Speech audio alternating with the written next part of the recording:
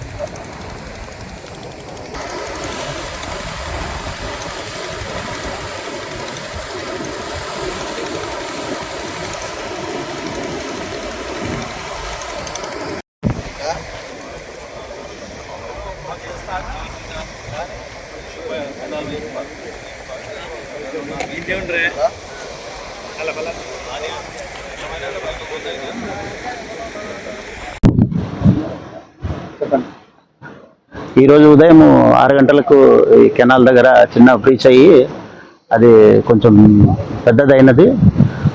ఇది మా దృష్టికి వచ్చిన వెంటనే మల్యాల పంపింగ్ స్టేషన్లో పంపులు ఆపేసినాము. ఇప్పుడు వాటర్ రిసీడ్ అయ్యేదానికి ఒక 3 hours పడుతుంది. అది అయిన తర్వాత కెనాల్ ఎంత డ్యామేజ్ అయిందో నోటీస్ చేసి రేపు సాయంత్రం లోపల కంప్లీట్ చేసి ఎల్లుండి పొద్దునకు వాటర్ రిలీజ్ చేయడానికి అన్ని ప్రయత్నాలు చేస్తాము. రైతులు ఏమీ ఆందోళన పడాల్సిన పని లేదు. నాగరాజ.